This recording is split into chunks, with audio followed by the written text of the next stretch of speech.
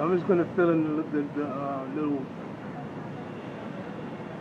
areas that I need to be filled in on that story I told you.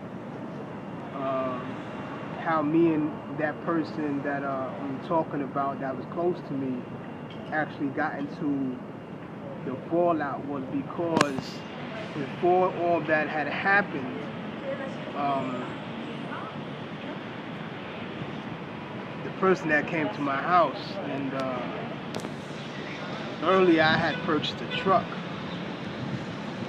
right? And I had the truck parked at a state.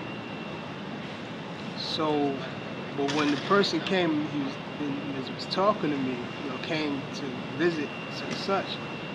I let him know what was going down near the circle.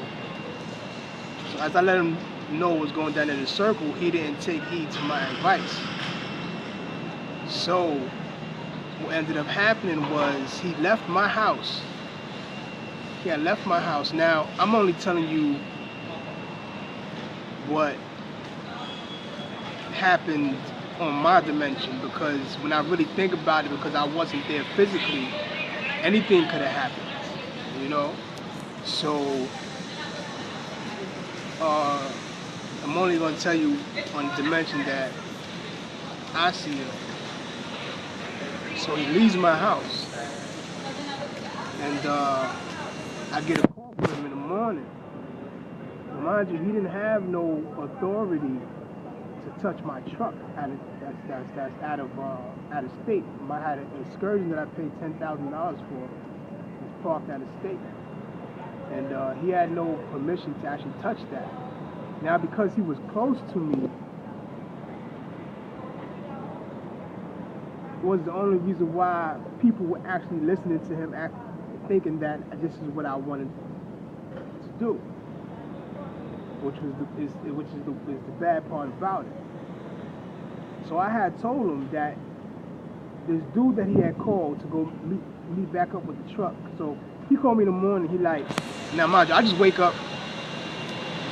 I'm sitting in my living room, and I get a phone call. Pick up the phone. I'm like, yo, it's her. He's like, yo, we about to do this right now. And he said, because he's supposed to give me the title, and he never gave me the title. I got some other title issue with some other girl that I'll explain later, but this was on some minor level thing that it's not like I stiffed on it or a thing, but niggas, you can't call this karma, because the situation is totally different. Alright? So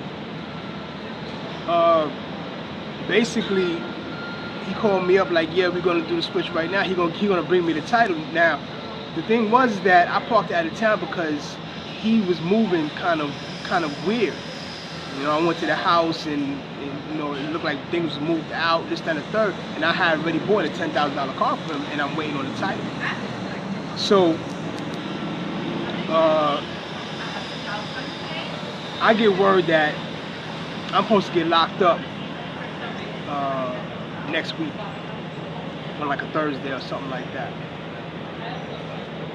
This is what somebody close to the dude that I bought the truck from is saying. He's saying that, see, when I bought the truck from him, what he wanted, what he's trying to do now, because he still got the title, is get me locked up and take back the truck, keep the $10,000, stick me on $10,000. All right. So this person meets him 150 miles away from where I live, and calls me in the morning and saying that they're gonna do the switch right now, because he called them up and he said he got the title for him, such and such, and he's meeting him right now. So I said, okay. No, I don't say okay. Pardon me, because I'm kind of drifting. But I'm like, what we talking about? He's like, you don't worry about it. I got, everything's under control, such and such. So I'm like, I said, I told you I do not trust this dude. So like, you know what I mean? Like, just be careful, man. He was like, I'll be knowing. And that's the last time that I heard from him on a level where we was able to be talking.